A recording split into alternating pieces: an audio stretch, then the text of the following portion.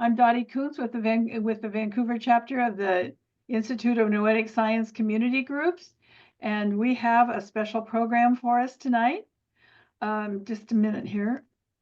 So, astrologers, spiritual leaders, and psychics, and even political pundits that I listen to, as well as kind of the general feeling in the field, indicate that we're in for a wild ride in the next few years as a major shift in consciousness is taking place and empire culture is ending. Where might we find a helpful seatbelt for what's coming? And that's why we brought Ruth in tonight to talk to us about a book she wrote about the work of Emma Curtis Hopkins, who was a spiritual teacher and healer during the last part of the 19th century and the first years of the 20th century, and whose words are relevant today. Ruth is a futurist with degrees in anthropology, environmental studies, cybernetics, and systems science. She's written over 24 books on the history and power of applied metaphysics and dozens of reports on historical trends and future impacts of present actions. Tonight's presentation is based on her book, The Spiritual Science of Emma Curtis Hopkins, 12 Lessons to a New Transcendent You. So Ruth, welcome, and look forward to your talk. Thank you so much, Dottie. That's a beautiful introduction. I think not everyone here knew all those little bits, so you know a little more. So the book that most people know that I have written is the iceberg book, Unveiling Your Hidden Power. And it is Emma Curtis Hopkins' 12 lessons with practices, daily practices to develop our abilities to shift from thinking we are isolated individuals with a divine power somewhere out there that maybe we can connect with, to being powerfully empowered healers, teachers, and spiritual beings. So that's what this book was designed to do. And it did it by integrating in modern language, including the exercises from these 3 volumes: Emma Curtis Hopkins' High Mysticism, Scientific Christian Mental Practice, and Resume, which are now published in 1 volume through Portal Center Press, Wise Woman Press, which is now an imprint of Portal Center Press, called The Essential Emma. So this is how thick the book is from which the unveiling material was developed. And they're all available in all the usual places. The book that I'm talking from tonight is a book, don't worry about it, is a book that was published by Wise Women Press years ago when I was working with Michael there. It's called Esoteric Philosophy: Deeper Teachings in Spiritual Science.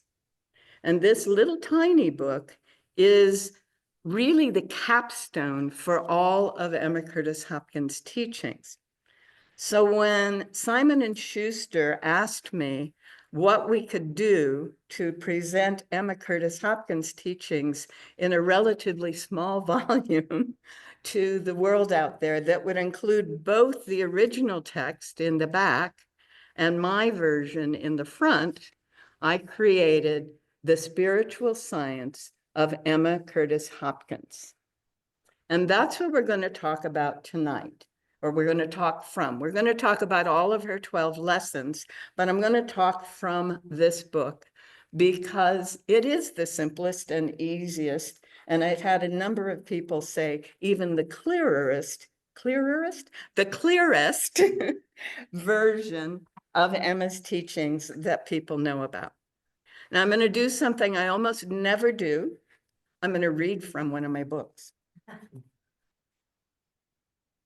And what I'm reading from is from my version of her preface, her introduction to this material, the book Esoteric Philosophy. Now, I know most of you have never heard of Emma, so I should briefly let you know what a brief history might be. And that is, she was born in 1849. She grew up, and her father was in the Civil War, and he was wounded. He was kept away. He was a POW. And when he returned, he wasn't able to maintain the family business. She, as a young teenager, became a teacher in an academy and started teaching at the secondary level when she was still a teenager herself. And so she was teaching literature and mathematics and science as one would in the 1850s, 60s, 70s, that era. Then she married a man named George Hopkins. So Josephine Emma Curtis became Emma Curtis Hopkins. And in that time, well into the 1950s, if you were a married woman, you could not teach in any school.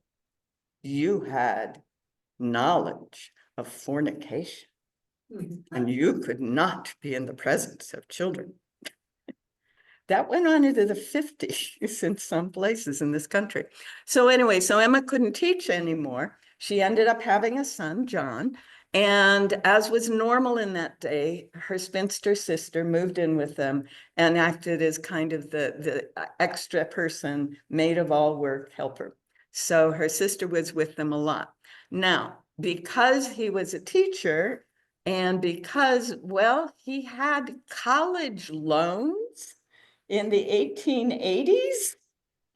You thought that was a new thing, huh? They had virtually no cash to live from, and they were living very low in the system, and were often quite ill. And I always like to remind people that prior to our era, the life was not very clean. So in that world, we're talking about open fireplaces or at best Franklin stoves. We're talking about gas flames, not electricity. We're talking about having cats and rats and elephants, no, not elephants, dogs and mules and horses and all of that is a regular part of life. And no vacuum cleaners. And then the industries moved in, and in some places you had cobblestone streets if you were lucky, but most of the places it was dirt or mud or ice or snow. So respiratory illness was common, very common throughout the eastern seaboard during this time. And it was very common in the Hopkins household as well. So in one year, in 1883, they're living in New Hampshire. He's working, they're relying on Hopkins George's salary, and they're barely getting by. And one of the neighbors calls Mrs. Hopkins over to have tea because she has a guest and she wants to introduce her guest. And the guest turns out to be prepared to introduce everyone there to this new idea, the science of Christ, 1883. In 1876, Mary Baker, at that time Glover, published a book called Science and Health with Key to the Scriptures and started teaching classes. And her first graduating class included a man named Asa Eddy, who said, if you will marry me, I will take you to Boston and we will create the Massachusetts Metaphysical College. She did. And Mary Baker Eddy founded what became known as Christian Science. And it was Mary Baker Eddy who came to visit New Hampshire when Mrs. Hopkins had been invited to tea. Mrs. Hopkins, the high school science, literature, and mathematics teacher, said, not happening. There is no way that what Mrs. Eddy was teaching could possibly have happened or be real. And so she went home. A few weeks later, the annual respiratory illnesses descended upon the house. No medicines were helping. They hardly had any money for doctors anyway, et cetera, et cetera. And the neighbor came over and said, please let me help. Let me help you get through this. And Mrs. Hopkins goes, well, we're not going to lose anything. And so she did a Christian Science healing practice, a treatment using the Christian Science method for the whole household. And 24 hours later, everyone was well and whole. Mrs. Hopkins immediately wrote a letter to Mrs. Eddy saying, I need to learn what this is all about. And I want it from the teacher herself, not just from my neighbor. And she then, and this is how we know it, she said, and my husband is still paying off his college debts, therefore I don't have $1 to give you, but I would happily pay you from the proceeds of my practice as soon as I graduate. And Mrs. Eddy accepted those terms. And so Emma Curtis Hopkins began to commute into Boston and took the 6-week basic training class in the fall of 1883, from which she graduated in December. And we have a photo on file of the graduating class. And Mrs. Hopkins is looking very young and somewhat wan in the picture. So as it unfolds, it becomes quite clear that Mrs. Hopkins is not only very well read, but is an excellent writer and editor. So she becomes the editor of the in-house Christian Science Journal. The Monitor doesn't exist yet. Okay, so this is the in-house newsletter that Mrs. Eddy is using to reach all of her students and all of her students and friends and what all of. So Mrs. Hopkins starts in the spring of '84 to do this. And it's all going quite well. She's commuting back and forth between Boston and New Hampshire, and she's staying at the college, and she's going home, and she's staying at the college. And then in September of 1885, she wrote an article which included the line, "Among the great mystical writers, Mrs. Eddy shines the brightest." In October of 1885, Emma Hopkins was dismissed and told, you can't stay here anymore, and you can't work here anymore, and we're not including what you are doing anymore. And besides that, we don't count you as fully trained as a practitioner. How? That was a bit of a tough one. However, because she had been editing this newsletter and had been doing such a good job, one of the editors of another journal, who was about to go to Europe for 6 months, called her up. Didn't call her up. It was 1885. Are they doing? In 1885, 86, he wrote to her and he said, I'm going away. Would you take over my journal? The Mind Cure Journal out of Chicago. Now, if you look that up, they will tell you it was a very questionable journal. Well, yeah. This method is not exactly accepted by most materialist scientists. So you will hear that. But she took it over. She moved in February of '86 to Chicago. And we see ads in the paper for her offering her teaching and healing, and offering some for a select group of patients the opportunity to stay in her home while they're going through the process. So in 1886, we then have the whole Hopkins family in Chicago. Emma is offering these classes. Another woman has helped her, and they're going to form the Emma Hopkins Institute in Chicago, and all is going very well. And some woman in Pueblo, Colorado, is told by her doctor that he can't do anything more for her. She has to go to Chicago to get treated. And so she gets on the train, and on the train, she meets someone who says, well, you may go to a doctor if you wish, but I strongly recommend you go see Mrs. Hopkins first. And so Kate Bingham from Pueblo, Colorado, went to Chicago and became one of Emma's early documented cases. Emma Hopkins has 11,000 documented cases of symptoms no longer ever appearing from her ministrations. Now, what are these ministrations? She went on, did a whole bunch of other things that we don't need to know about. I think we need to know about this, though, don't you? Right. So this is what she said in the capstone book of her whole series. Now, the High Mysticism book is what most people consider her highest and last book. But this little book got snuck in afterwards for her High Mysticism students. She says, there is a spiritual science. It's based on the understanding that mind affects matter whenever words are spoken, aloud or in the mind. It's the science that was taught in the ancient mystery schools, the esoteric teaching offered only to those who had made a commitment to the years required to master it. Spiritual science is the heart of the mystical, sometimes called metaphysical religious traditions of today.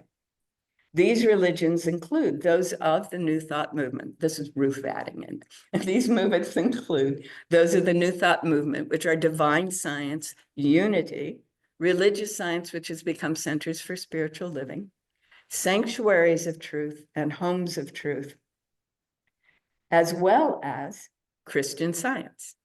And most of the indigenous cultures of the world are familiar with this practice and this science.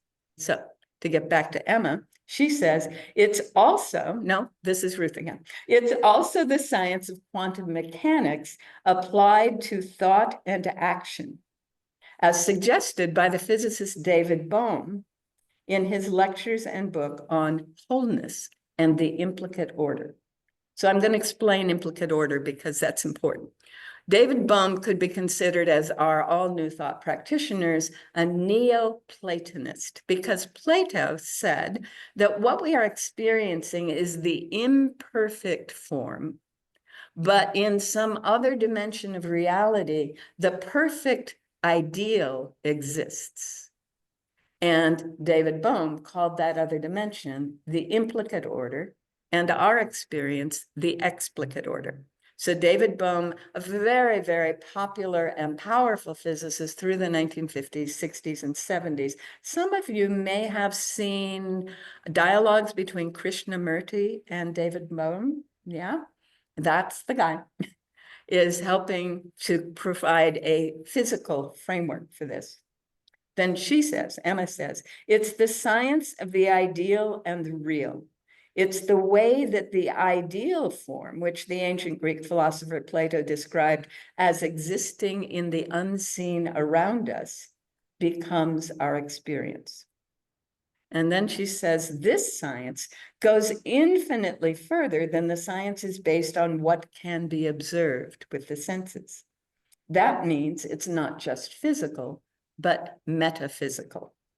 The term meta means beyond, and what is beyond has no limits.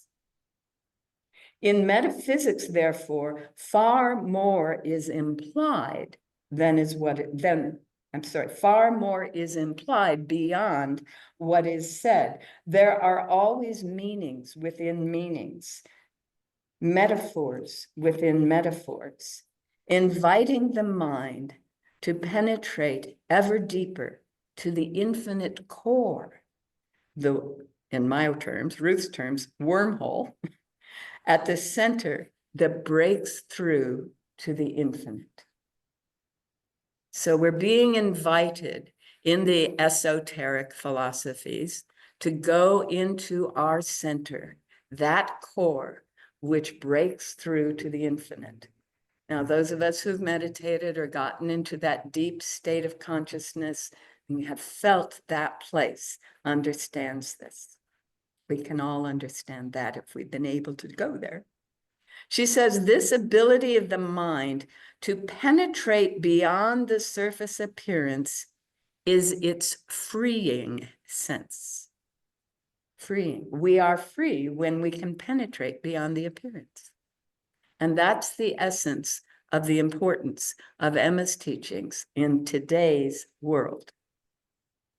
She says how indifferent to appearances the mind becomes when it lets itself loose from the limitations of matter. The esoteric sense is not affected by the outer or exoteric experience or circumstances, because mind penetrates beyond them. So all of her 12 lessons are designed to show us how and why this can happen. The first 6 lessons are designed to help us shift our own being to the point where we can be in the state where we can penetrate and not be affected by the circumstances or appearances around us. The second 6 lessons, 7 through 12, are designed to help us help others either get over their sense of appearances or to get over the appearance of the situation in which they seem to be in. Make sense? Yeah? So in lesson 1, Emma introduces us to a way of thinking that is way outside anything in empire culture has ever taught. Because this culture that I call empire culture, that was formed about 6,000 years ago, is coming to an end. But it's based on the idea that one person has everything and tells everyone else what they need to do and how they're going to do it. That's not normal in human experience. In fact, when I was studying anthropology as an undergraduate, there were 4,000 cultures in which that wasn't normal, and only industrial culture in which it was. Now, industrial culture has taken over the world as the global economic empire that it is, and it is empire. Someone's in charge. And sadly, that number of cultures is dwindling every year.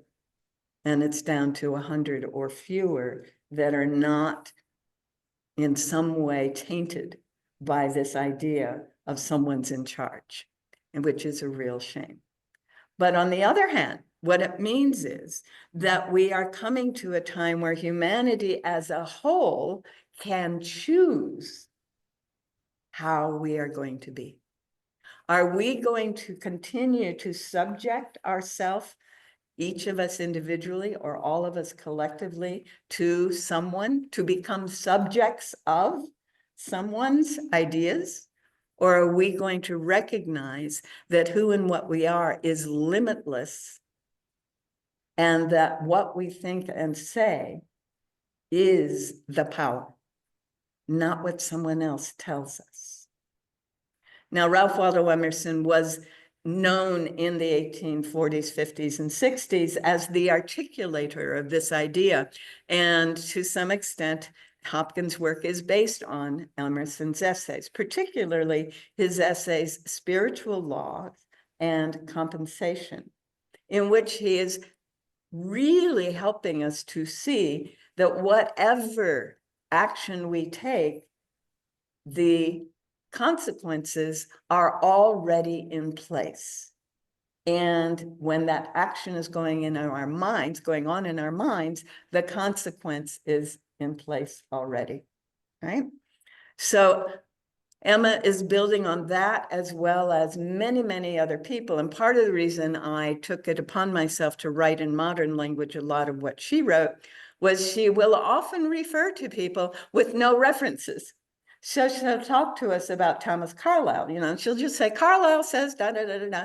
Well, in our day and age, most of us had never heard of Thomas Carlyle. Who is this guy, right? Well, he was a bishop in the Anglican Church who had a major transformation in the middle of his career and turned around and became an Emersonian transcendentalist in the middle of his career. But up to that point, he had been one of these speaking the unhappy things that were going on. That was where he was putting his effort. He was very gloomy, shall we say. She would also quote folks like Antiochus and Iamblichus and Plotinus. Plotinus is the first documented Neoplatonist out there, and he was a Christian mystic and writer.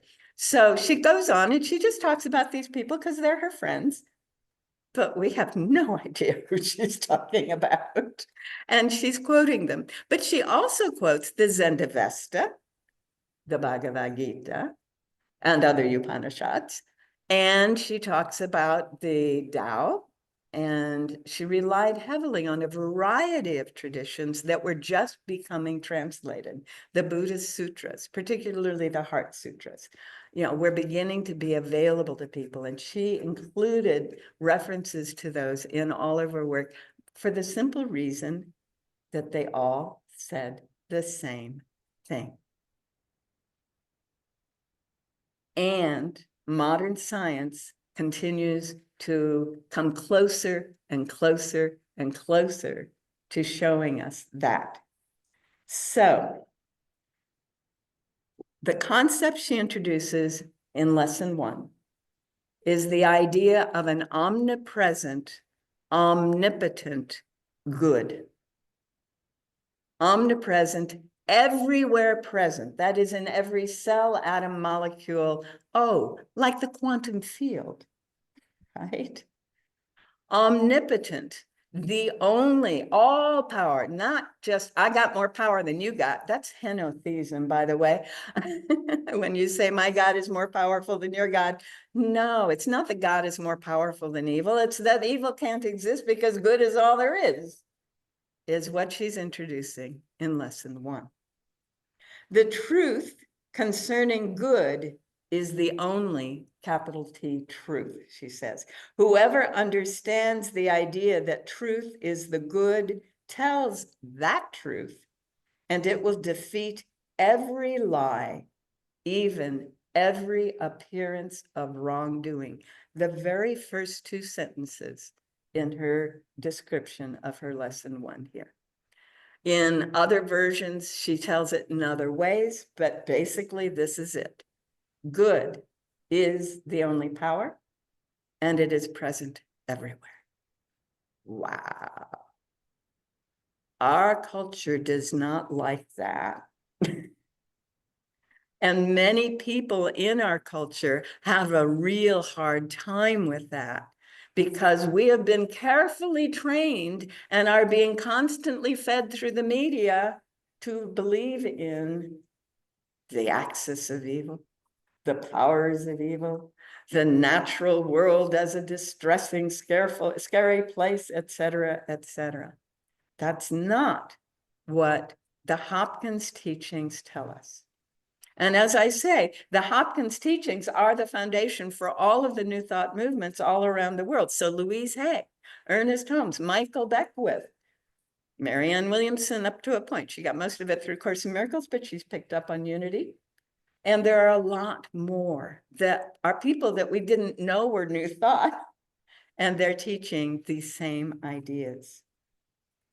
Then she talks about our relationship between our normal thought process, some people call our ego self or our small self or our child self, our normal thought processes, and this infinite good that is present everywhere, which is also an infinite mind. Well, one of the things that modern science is helping us to see is that which we have called the quantum field, in which and from which all matter and energy take form, well, it seems that it has all the information that has ever happened before, now, or ever could happen in possibility. Infinite information, everywhere present, omniscience. Isn't that cool? It means nobody is ever cut off from knowledge. They just have to shut down their normal thought process, that egoic mind, that sense that I am limited. So as we begin to realize that we are not subject to matter's limitations, we are not subject to someone else and their teachings, we begin to be empowered to actually affect our bodies and our worlds. Yes? Yes, that's where she starts with. And she talks about how in this culture we have been taught to separate ourselves from others and to feel fear and feel even hatred, right? But that's just teaching. That's just a cultural teaching. That's not the reality of us, right?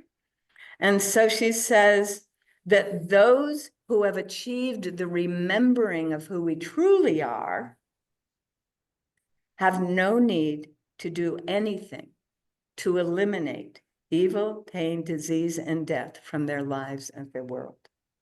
They have only to, quote, sit on the right hand of the, insert your favorite word. If it's a psalm, you say Lord, the Lord. If it's a Science of Mind textbook, you say the mind, right?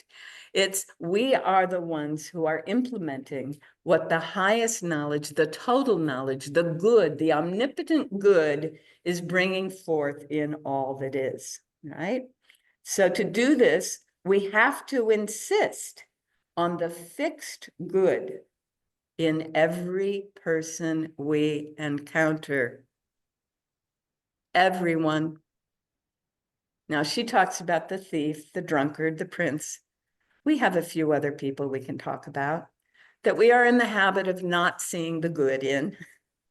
But in order for us to not be subject to the training we have received that says we are separated and unempowered, we have to see that there is good in the core of that being, and that good is the only power.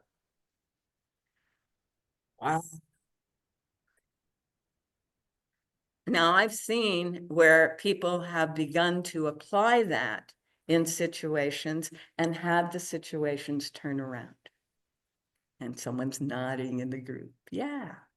When we know that what is happening is, as A Course in Miracles says, love being exchanged, love being requested, love being offered, and not get caught up in the appearance of whatever it is we've been trained to see, things shift. People change. One of my favorite stories, and a few of you have heard it too often, and for which I apologize ahead of time. I performed a wedding for two people, each had teenage kids and dogs and cats, and they've moved in together. And it was pretty amazing, except every now and then they had to get out and get some peace and quiet. And they would go back to the riverside where we had performed this wedding, and they would sit there and they would watch the river, and they would embrace the peace that they knew was the nature of things and bring themselves into that remembering of truth, right? And having done so, they could go home. Only one day they were doing that, and a young man came by. Well, I don't know whether he was young or not. A man came by with a puppy. It was the puppy that was young. And he was yelling at this puppy, and he was beating on this puppy, and he was not pleasant. This was not peace. They closed their eyes and they went, no, peace. Peace is what we're here for. Peace is what we get to experience. After a couple of minutes, each of them opened their eyes, and the man was down on his knees, embracing the puppy, and they turned around and left. Didn't say a word, didn't do a thing, simply claimed the good that was their reason for being there. Yes, I love it when that happens. So she says, this first lesson has been given many times over to humanity by spiritual teacher after spiritual teacher, sometimes simply, sometimes abstrusely.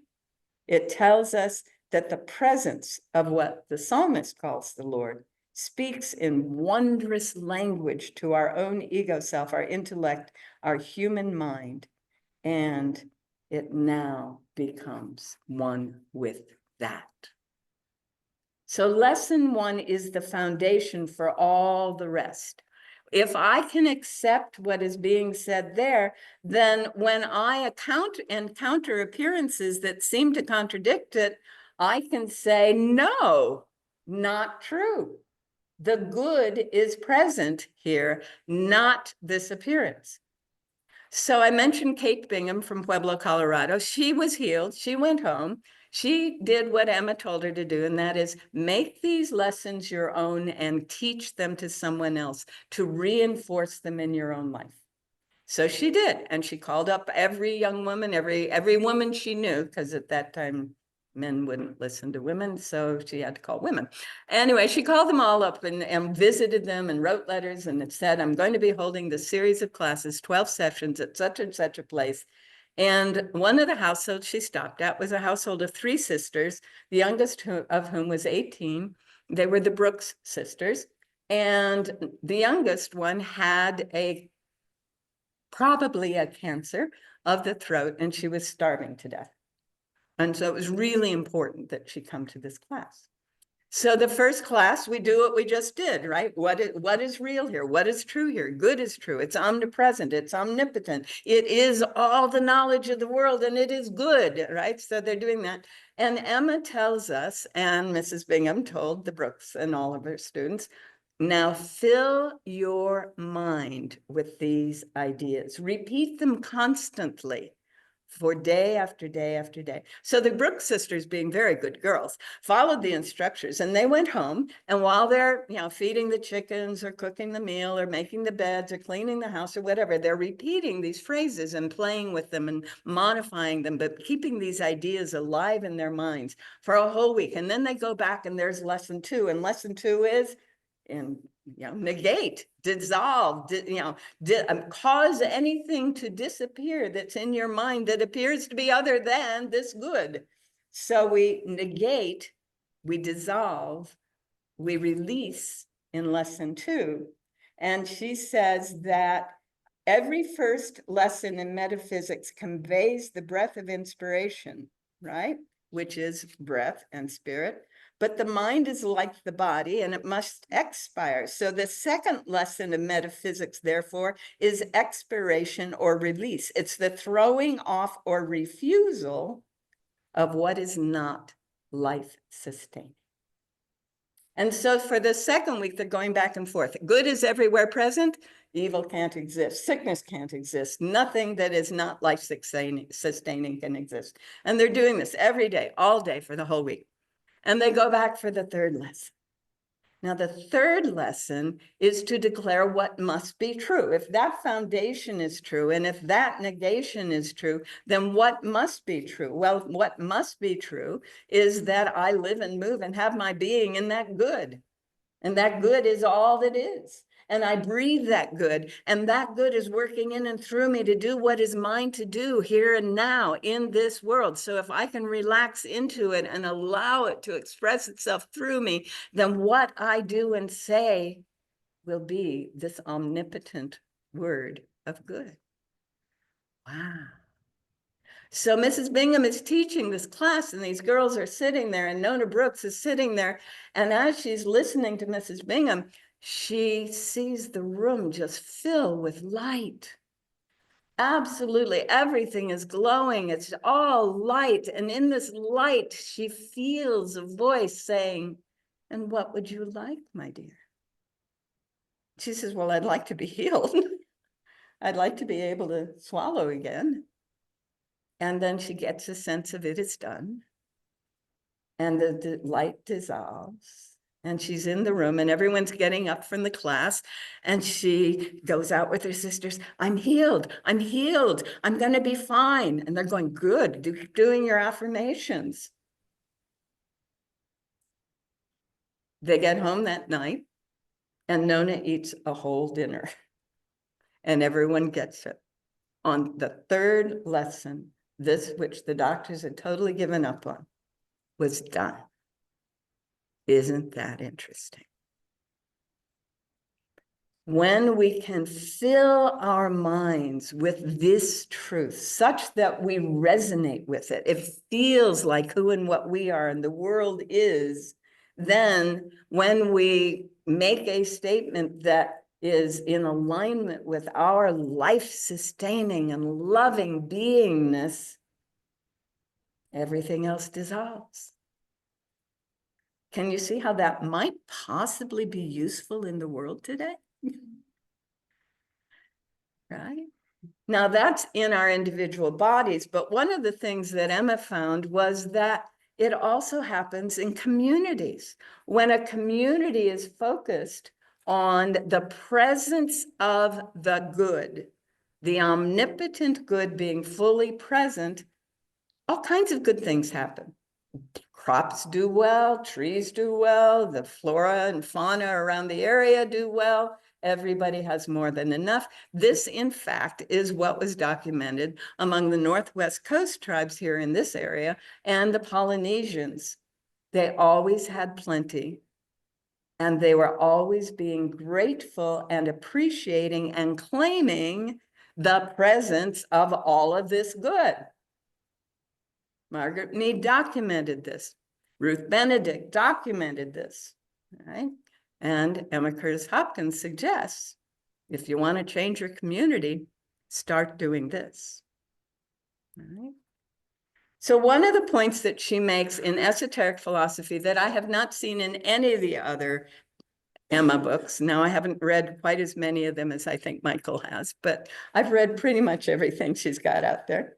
She talks about the hungry caterpillar.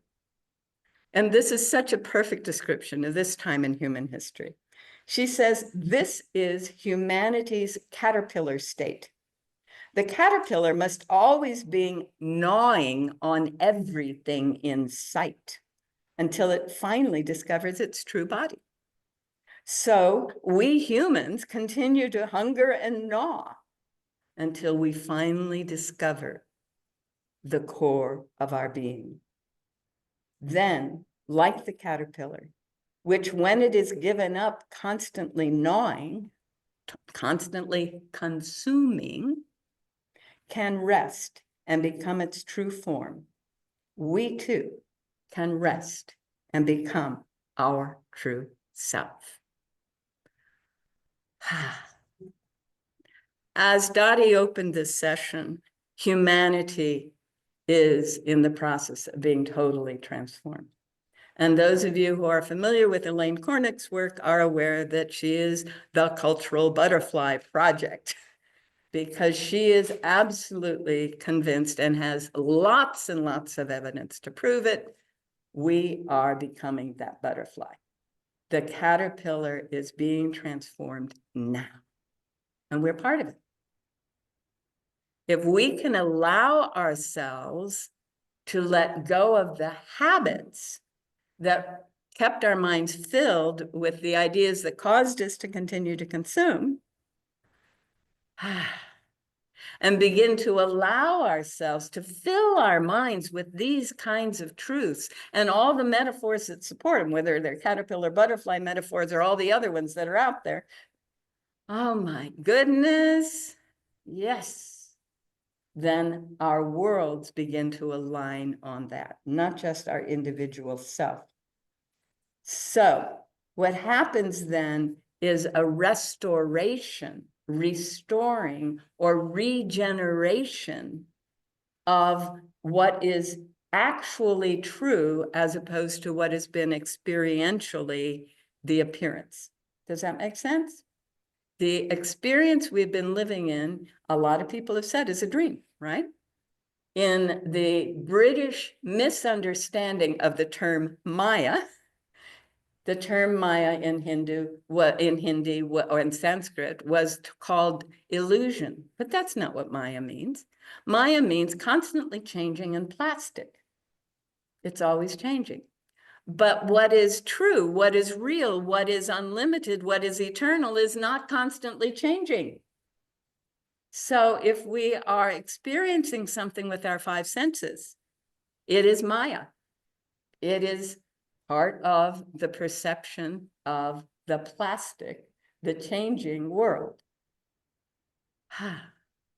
If we can let go of the perception as the basis for our understanding, actions, words, and feelings, and begin to go to that core or that mind that is everywhere present in the quantum and as the quantum field, then we begin to experience reality.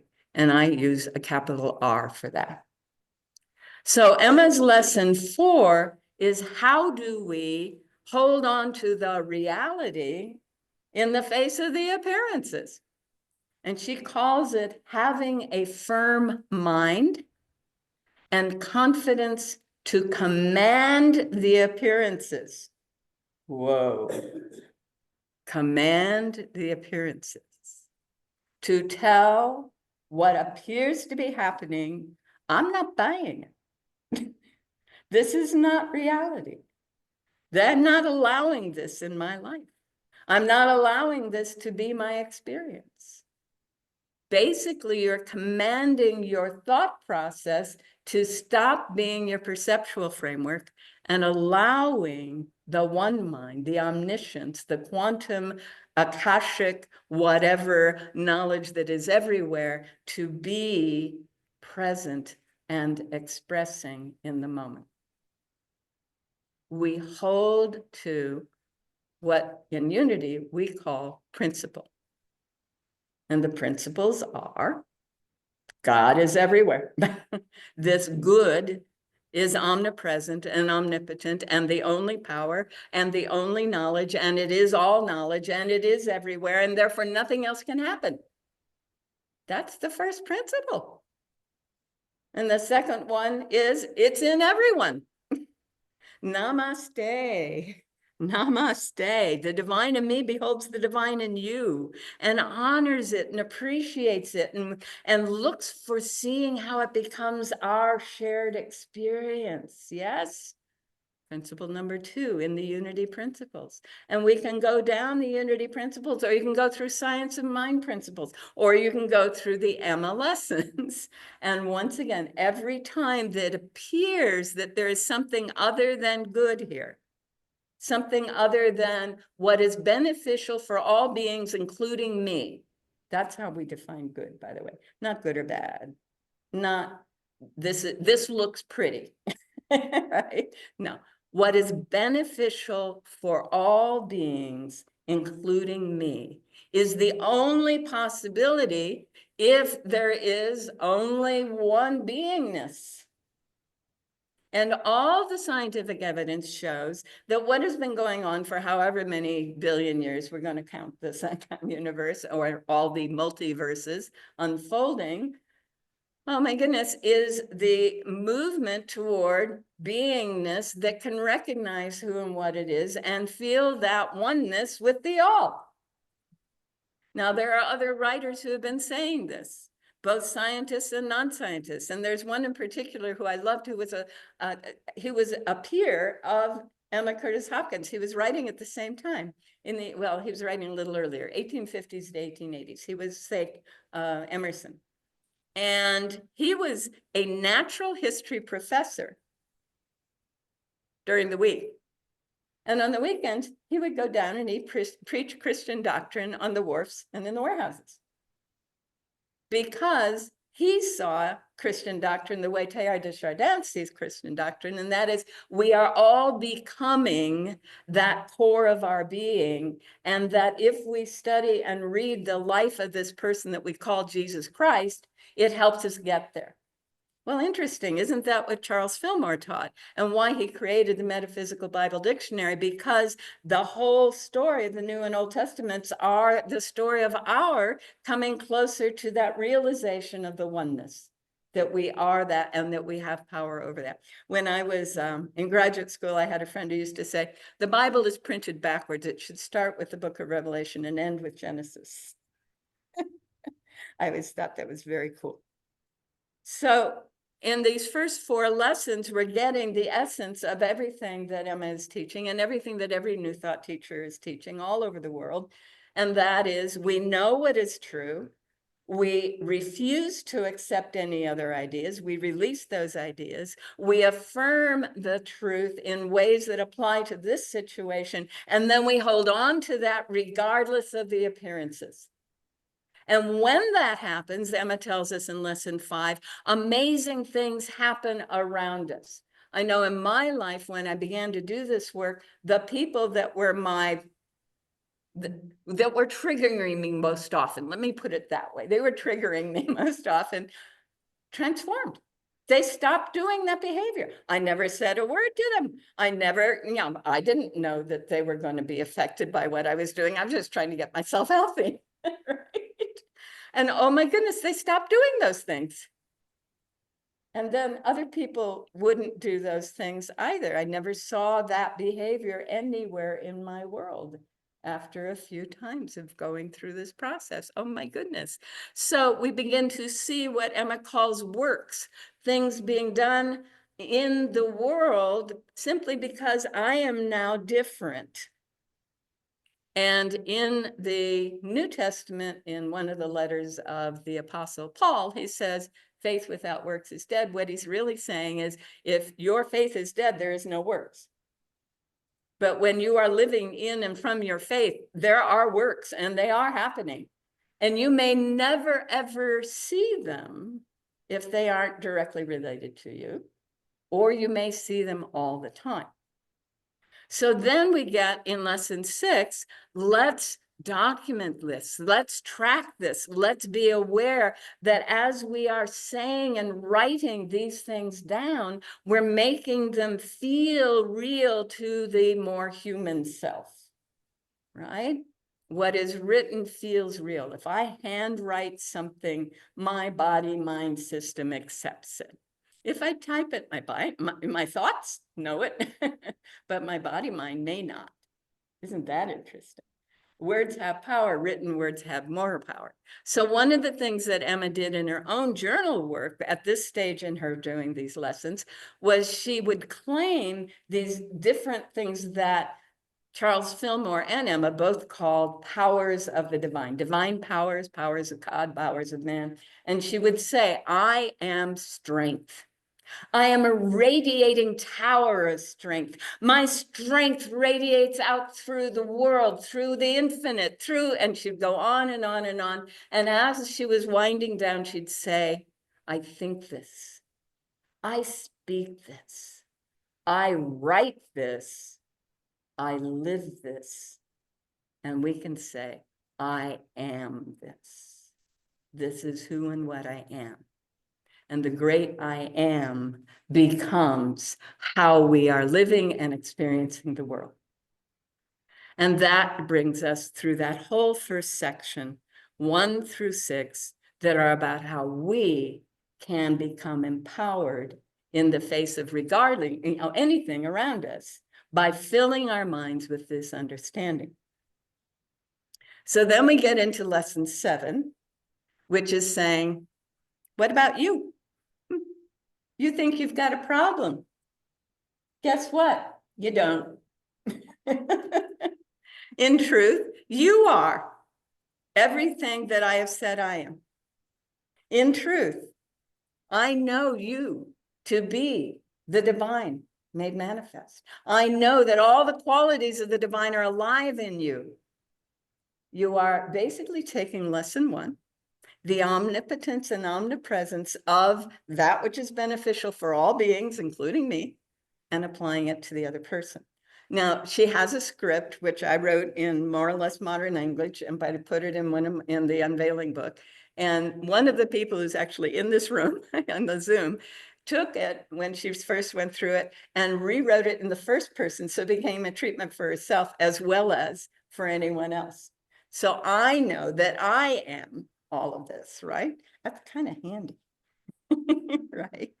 All right, so then lesson 8 is parallel to lesson 2. If I'm seeing something out there that doesn't feel like it is in alignment with truth, then I need to release the idea. I need to stop accusing or stop believing that there is a lie, that there is a false appearance.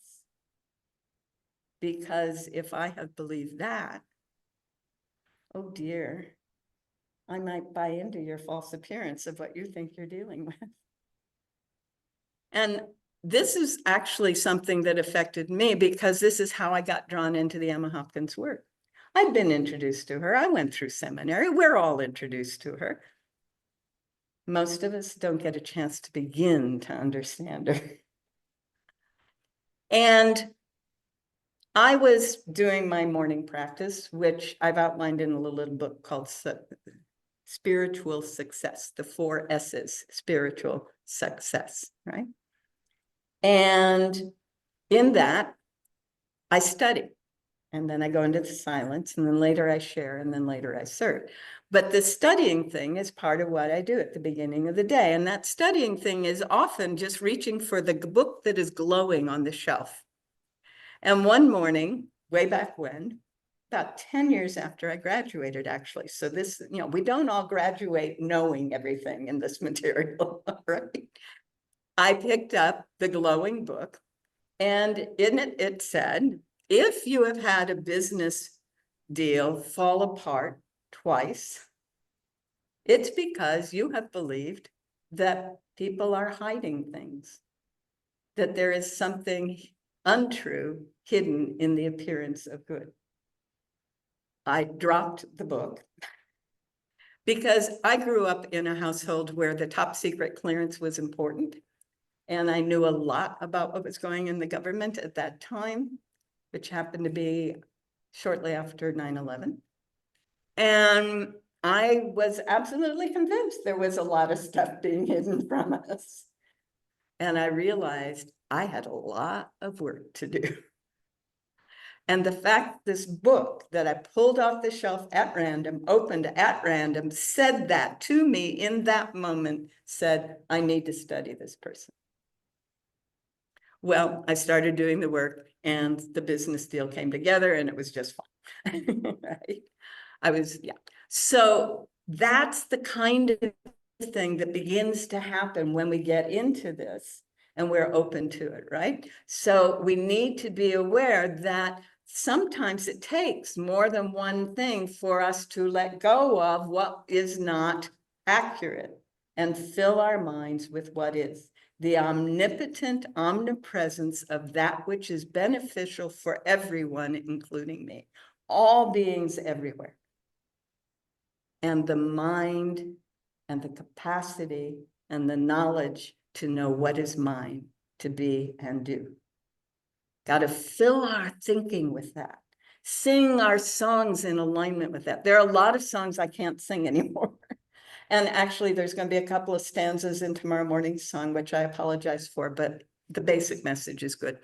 And so as we continue this work, we discover, oh my goodness, I didn't even realize I thought people were hiding truth or hiding untruth or, any of that. So we clear that up.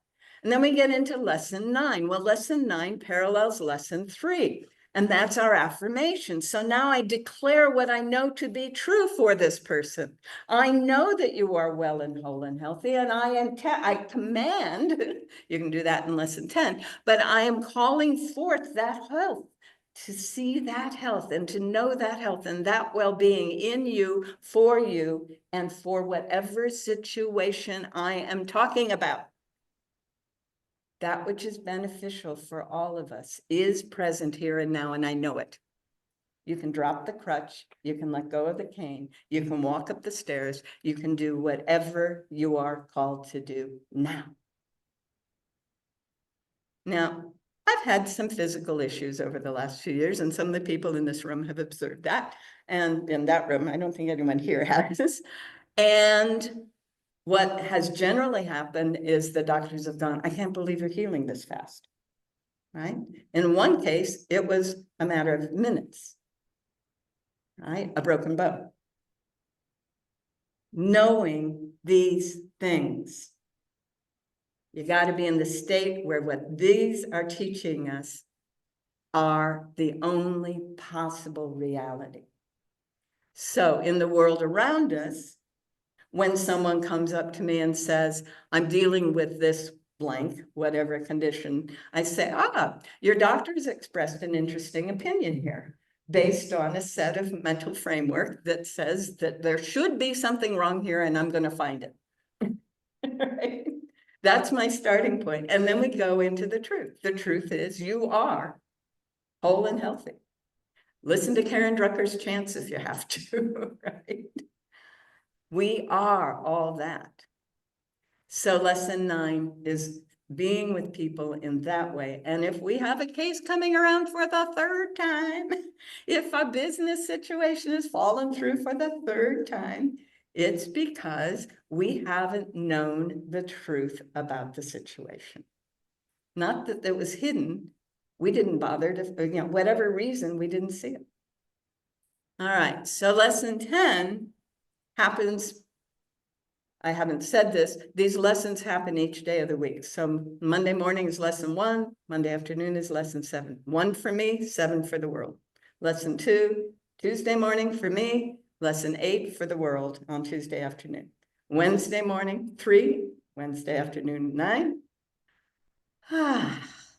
Thursdays. Everybody loves Thursdays. This is the day of lesson 4. of faith, of knowing, of having the firm mind, of doing what Jesus said, having the confidence to command whatever this situation is, to be what it really is, the beneficial for all, life-sustaining, love and light. That's the morning. I know it for myself, and I know it, and I feel it, and I can let that happen in my world and in my life, and it feels so good. And in the afternoon, in less than 10, I'm Thursday afternoon, I'm going out in the world, and I know that my faith is so strong, and I know how the transformation happens from believing one is not well to experiencing being well. And she calls that causing a permanent healing. And you do it because you know what it is that's happening here. You know that the reality has shown up. Not that you've changed anything, you've just uncovered the capital R reality, the truth of the situation, that every being here is the divine powers manifest. Every being, including the ones we're scared of, we were trained to be afraid of or upset at. But that was just training. It has nothing to do with reality. It was the way the culture tried to keep control of people. But we are no longer the caterpillars of that culture. We have gone into the chrysalis. How many of you can even raise your hands, how many of you have felt for some weeks or months now like you were kind of in limbo and you didn't really know what was about to emerge? Right? Yeah. This is the stage we're at. We are in the cocoon. We are kind of in limbo, and we don't really know what is emerging, except that we do. In our hearts of hearts, we do know what our butterfly self is. We do know what humanity can be. We do know how we can be coming together in community and how we can be going out into the world. And that is the next piece, declaring in less than 10, I declare that I know, even if I don't quite remember how I know.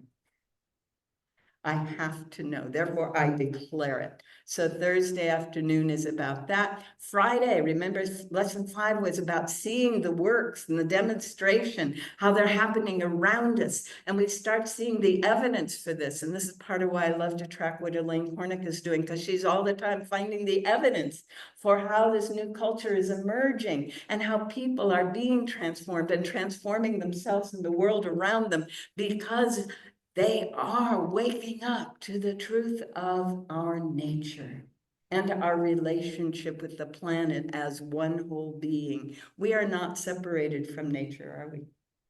We can't be. And one of the wonderful things that starts happening when you start getting into the lesson 5 material is you start going, you know, I've got an outdoor event today. Oh, thank you, clouds, for going away. Right? The works happen. Right? I'm going to be driving across the mountains today. Really, really, really would like that to be easy and joyful, because that's good. Yeah. And guess what? It's easy and joyful even if it's snowing, because everything lines up perfectly. Those are the works that start to show up, and they show up for groups as well as individuals who are doing this stuff, this work, okay? So Friday is about experiencing that, the work showing up and seeing it and seeing it. And then on Saturday, lesson 6 is when I have, got to that place of beginning to understand it, and I'm beginning to write it down, and I'm beginning to see it, and I'm claiming it at that level. And lesson 11 is waking me up to the fact that in the past, I let my willful thoughts go wherever they wanted to go. But now I am choosing. I am choosing. And I let my strong will, which Emma says is a good thing, because then I'm not going to get persuaded to get off of what I know to be true, right? But the minute I find that what I have thought was true is not true, I need to let it go. So she calls that marrying will and meekness. So if I have believed that such and so was the case, and I see, wait a minute, if I look at this through the eye of principle, it can't possibly be the case. And I let go of that, and I now choose what is in divine order, right? What is the benefit for all beings, including me? What is life sustaining? I have married will and meekness, and I have brought my strong will to discern the reality, capital R reality, in all situations. So lesson 11 is right discernment, or the holy vision, if you want to use that language, right?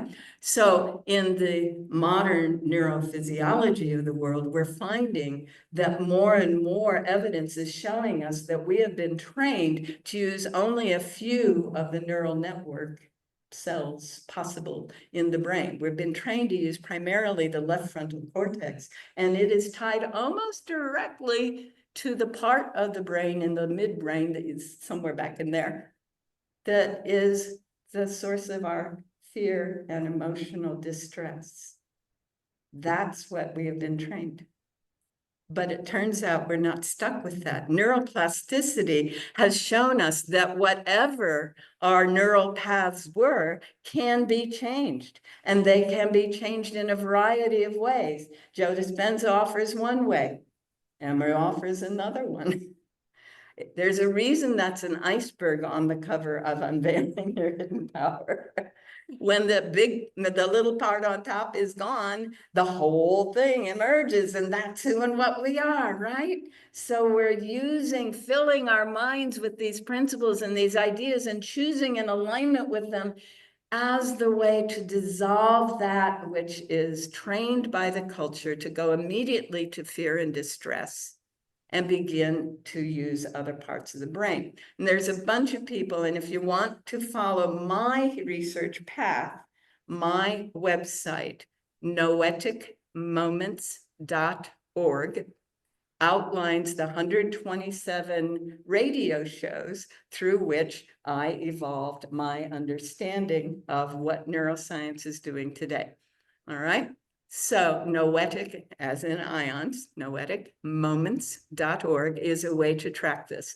So what we're finding is there are methods by which we can stop being totally governed by this neural path that we have been trained to live by, and begin to transform that, have it get much weaker and slower and smaller, and begin to work more fully with both the right brain, which accesses the intuition, the relational, holistic aspects of life, and the left rear cortex, which has been left almost completely out of our experience thus far. And so what we begin to get is this whole rear part of the brain fully functioning. And guess where the God spot is?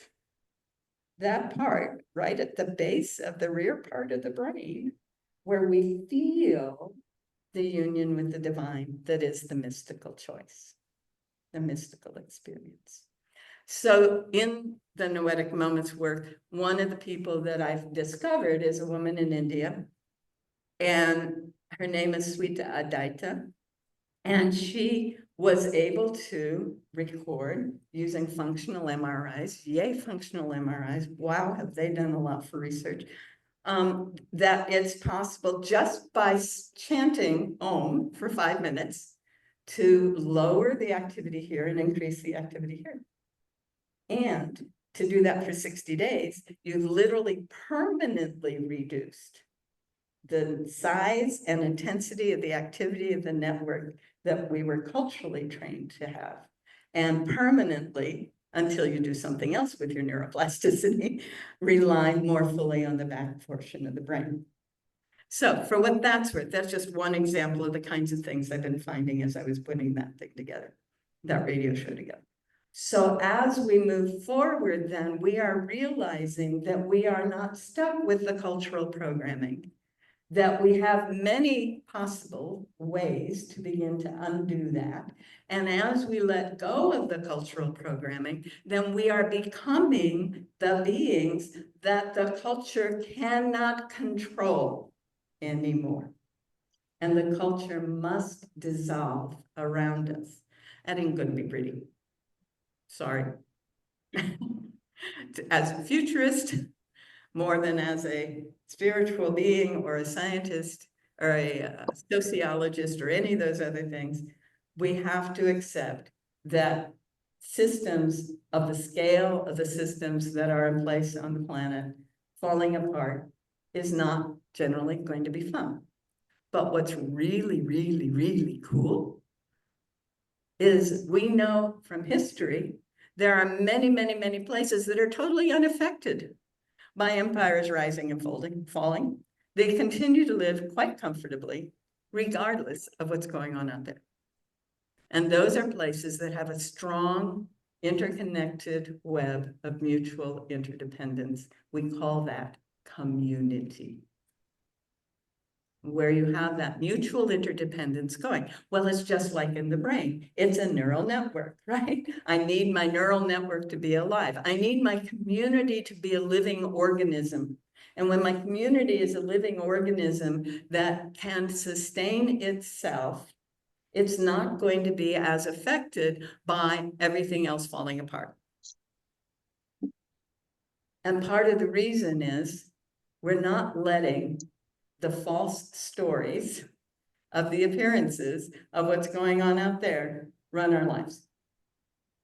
Now, we're in Oregon, and a lot of you live around Portland, and I'm spending a lot of time in Portland these days. And I used to live in Portland, and I was being told by the media that Portland was being absolutely destroyed a few years back. That, you know, there were fires everywhere, there were shootings everywhere, there were people running around doing terrible things everywhere. Not so. The media needed us to believe that, but 99% of what they were talking about is what, 6 square blocks near the police station and the courthouse in downtown Portland. It's not happening in Southwest Portland. It's not happening in most of Southeast Portland. It's happening in those neighborhoods where it's been an issue for 20, 30 years anyway. It's not happening in much of Northeast Portland. It's not happening in most of the city, and it's not affecting most of the people who live there. But if you paid attention to the news 2 or 3 years ago, you would think it wasn't possible to go into the city of Portland. Why ever would we ever subject ourselves to stories that are so far from what we know must be true? The universe is this omnipresent good working for the benefit of all beings, including me. There's no other possibility. And I know there are millions of stories of people that say otherwise. I do. I could go back in my own life and look at stories that say otherwise. But what I have learned is that when those stories no longer have meaning or power in my life is not shaped by those stories. And that's true for all of us. Our lives need not be shaped by the stories we are being told or have made up for ourselves about what's going on in the world of appearances and circumstances. Because the truth is there is one power, one presence, one beingness in all that is, and it is constantly unfolding and emerging for the benefit of every aspect of the whole.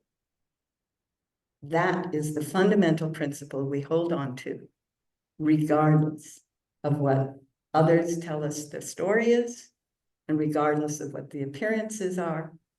And after a while, we stop hearing those other stories and stop seeing those appearances. And we see what the book of Revelation tells us is coming, what the Hopi prophecy tells us is coming, what half a dozen other Native prophecies around the world are telling us is coming. It's the essence of what that whole Mayan thing back in 2012 is about. That world which we've been living in for 6,000 years is ending and is being replaced with a new kind of world, a world in which these kinds of principles and processes are the way everybody lives. And we get to experience a universe, including our natural environment, that is working for the benefit of all beings, including ourselves. That's what Emma is teaching us. That's what my experience says is how it works. And I can allude, there's half a dozen people here who can say, yes, I've seen it, it does that. Yes, I know, right? Because when we do the practice, our minds, our brains are transformed so our minds have access to give us what is actually real. And I think I've done as much talking as I should for a little while. Thank you, Ruth. I'm sure we have some questions. So if you have a question, would you raise your hand so that you can be up here and be seen? I think I'll change the view to the gallery. And then, so raise your hand so that you can come up where I can see you and call on you. And then if someone has one here, I'll let you know. Good. So who has the first question? I think they're all stunned. I have a question here. Shall I let her do it? Sure. I have two. Okay, so.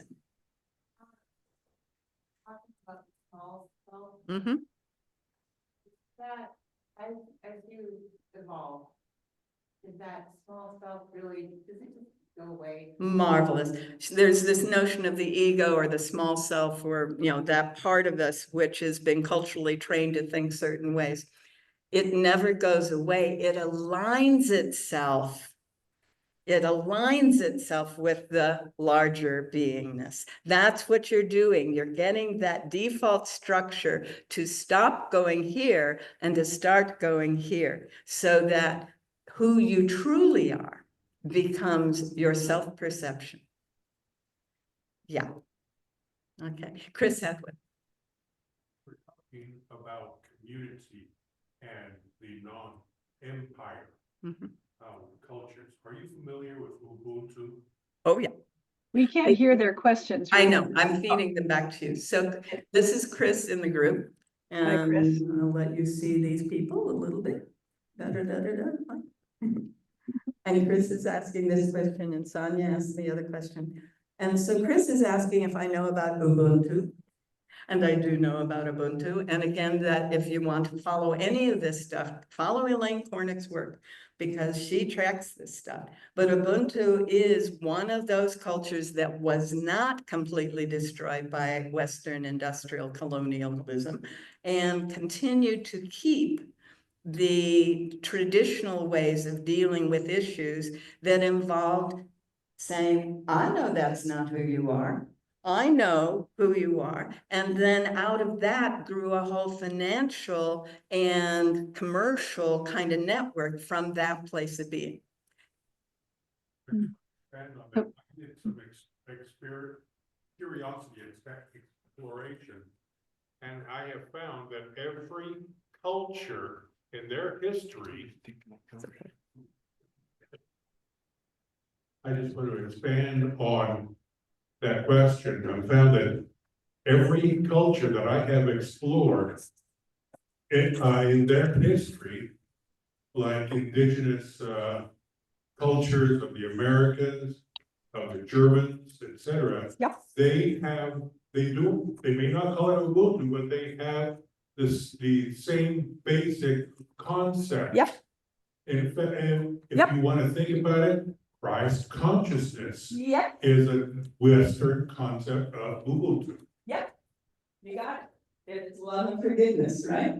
Yep, that is very accurate, and it's why I continue to work in the cultures. So what was that name you gave us? Elaine Cornick, she's a member of this church. All right, I see hands up. Dottie, I'll let you take over. Okay, we have Victoria first. Victoria? I love Victoria's questions. I know. She has great questions. So Ruth, you said something just toward the end of your presentation that really, I wanted you to elaborate on it. And that what I heard was brains are transformed to access what is real. Can you say, did I get it right? And can you say more Close about? enough, close enough. So when our neural network is rewired so that it means that our perceptions are given different instructions, our senses are given different instructions.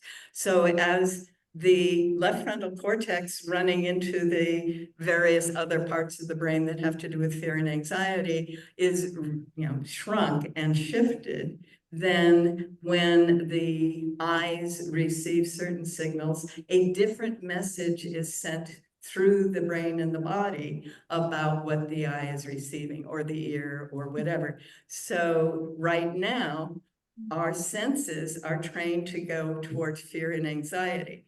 If and as we rewire this, our senses start seeing things differently. Recently, I went through a weird time when almost everyone that I saw, I was doing snap judgments on it. A year or so ago, this was happening. I'm going, what is this? I didn't do this. I don't, this judgment thing, what is it? I figure it came from some infantile training, right? And I did go through a process of literally using a particular form of meditation to rewire my network. And from that day in August, I have not experienced that happening again. I literally am perceiving and evaluating in a different way. So that's available to all of us. So is that, well, I'm curious about what that particular meditation was, but is that why just repeating these words, just even the act of repeating the words that you were talking about, is that actually rewiring our brain then? It does help when we fill our minds with these ideas. But the second piece is to negate, dissolve. That's lesson 2 and lesson 8, when we're letting go of any of these ideas that do not reinforce the principle. So when I say, the good is everywhere present, I know that your minds are going, oh yeah, really? Well, what about this and that and the other thing, right? That's what we're trained to do. Right?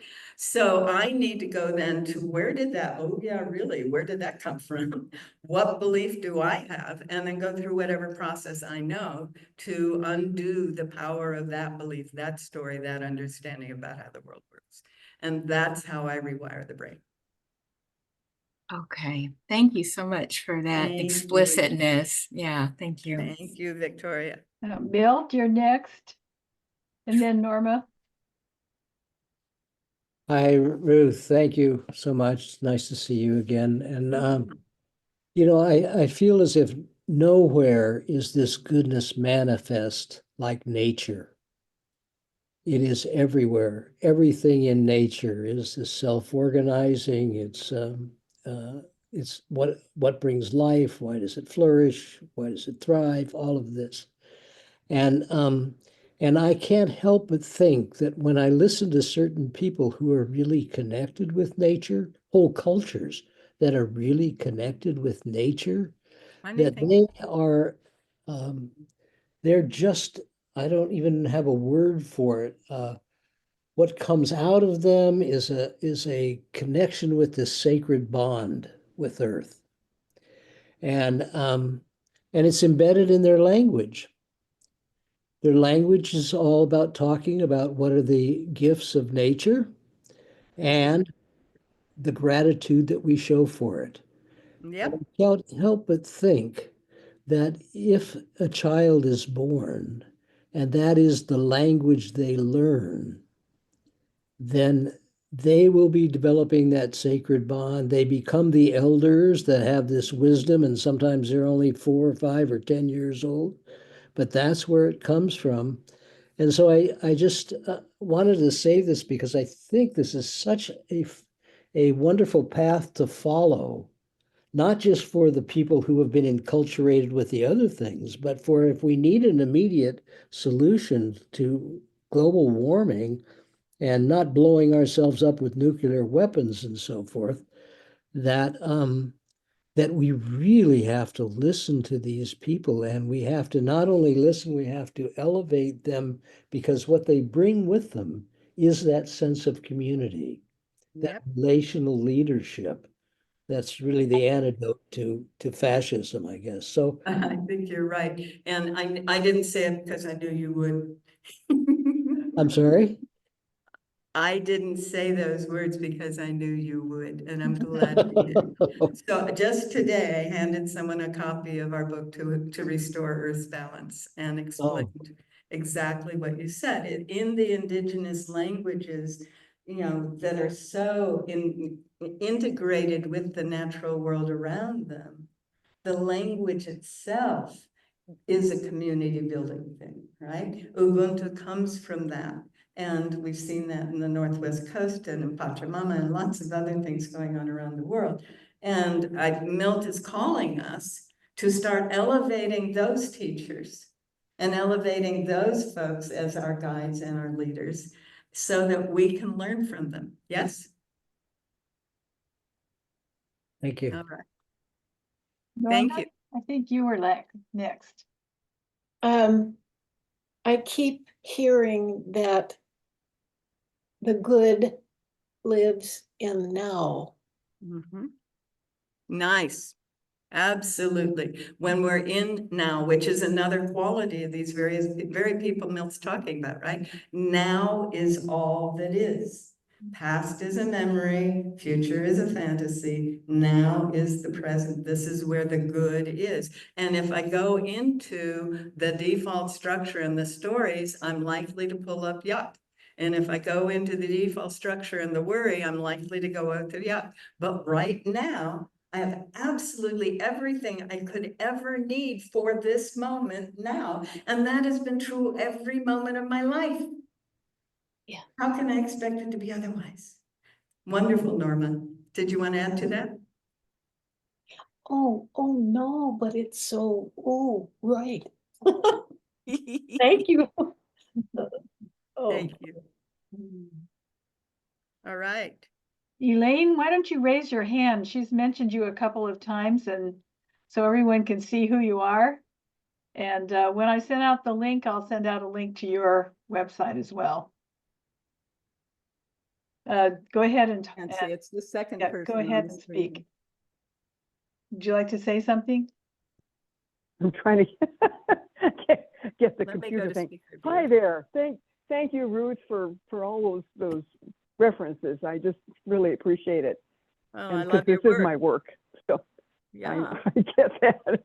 It's really it's unfortunately I feel like I'm riding on your coattails because you're really blazing the path, blazing the trail here. So it's we've got a thing. It creates a whole different field, and I'm just happy to be part of that. So if anybody would like to be, it occurs to me, if anybody would like to read my blogs, I can put my my website in the chat. That would be a good idea. So let me just do that. And folks at Unity who are there in person, if you want to get connected with my blogs and my information, you can let me know. I'll see you tomorrow or whatever. Love to do that. Thanks, Thank Ruth. you, my dear. Thanks, Much Dottie. appreciated. Right. All right. Milt's hand's still up. Elaine's hand's still up. Any others What? that want to come into this at this What? point? Anyone else want to make a comment or ask a question? Mm-hmm. By golly. Oliver? Hi, Oliver. Oh, of course, Oliver. I love it. Introduce this, but I just have to introduce the right question about what would Emma what would she say to have us say on Monday morning? I do not believe the lie that I have been told about what's happening now. Did I make a comment on that? Of course, this is Linda, Linda? my Gulfport friend. Yes. This is from Emma from lesson 4 that I wrote in first person. And to answer the question that was just brought up on Monday morning.